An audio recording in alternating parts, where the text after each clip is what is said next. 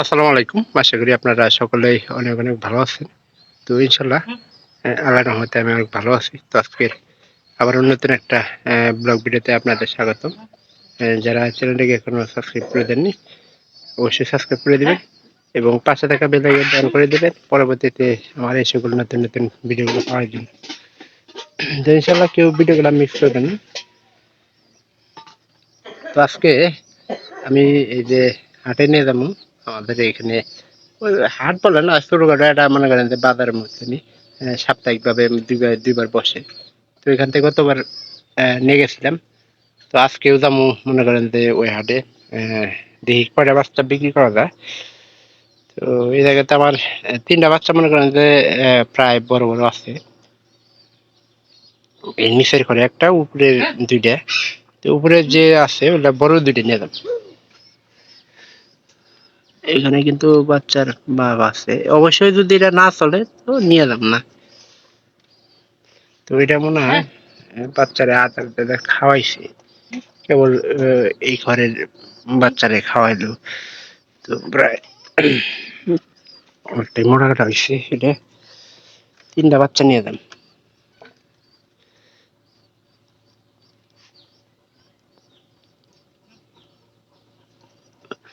এই একটা নিয়ে যাবো, আর এই পাশ থেকে এই বড়টা নিয়ে যাই। আর একটা যে থাকবো ওইটা আর এক ঘরে দিয়ে দিব।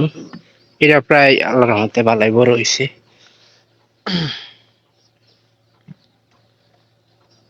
আর আমি চাইতেছি যে আর একটা নিয়ে যাবো আপনার এই ঘরে। দেখি এই ঘরের ভিতরে তো হাত দিয়ে হয়ে যাবো না, কারণ যেহেতু পায়রা আছে। পায়রা তো মনে করেন যে একবারে বাচ্চা ধরতেই দেয় না।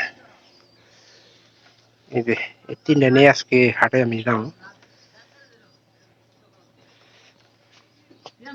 তিনটা বাচ্চাই বর্তমানে কিন্তু অনেক মোটামুটি ভালো এবং কি ই দিতেছে। এখন একটা কাজ করা দরকার, যে এই ঘরের যে কবুতরটা মানে আলাদা করে রাখলে কিন্তু সবচেয়ে বেশি ভালো হয়। আর এটা সরাই দিয়া মানে ওই ঘরের বাচ্চাটা এই ঘরে রেখে দিলে দেখা যাবো যে এই ঘরের ইগুলো তাড়াতাড়ি মনে করেন যে দিব।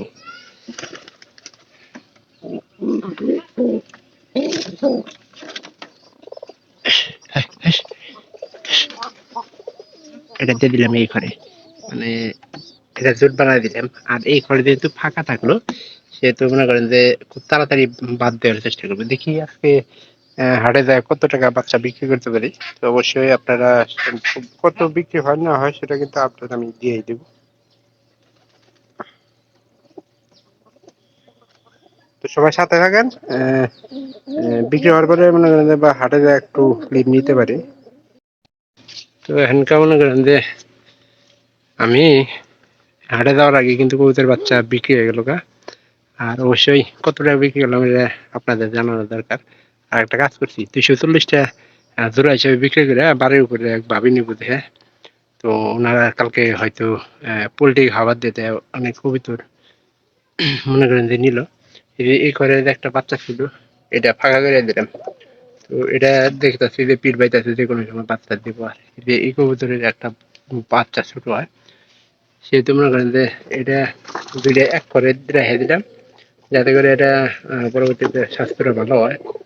তো এই জন্য কিন্তু এখানে রাখা, ঘরটা ফাঁকা রাখলাম। এই জোড়া কবুতর মনে করেন যে খাবারটা অনেক ভালো খায়।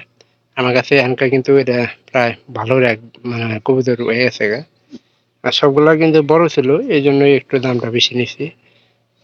যেহেতু পরিচিত লোক, সেহেতু মনে করেন যে আসলে দামাদামি করা যায় না। তো বললাম, বলার সাথে সাথে উনি বললো যে কত টাকা হলে বিক্রি করা যাবো, কারণ আমি হাটে যা বিক্রি করি তাই মানে ওই কথাটাই কয়ে দিছি। তো আপনাদের কাছে অবশ্যই ভিডিওটি ভালো লাগতে পারে। আর যদি ভালো লাগে তাহলে বলবো যে চ্যানেলটিকে সাবস্ক্রাইব করে দিয়ে রাখবেন। ভাই কি দেবো, ভিডিও করতেছি, আমি ভিডিও করতেছি, কবুতরের ভিডিও করতেছি। হ্যাঁ, ভাবি গেছে কবুতরের পুনঃ বেচলাম তো।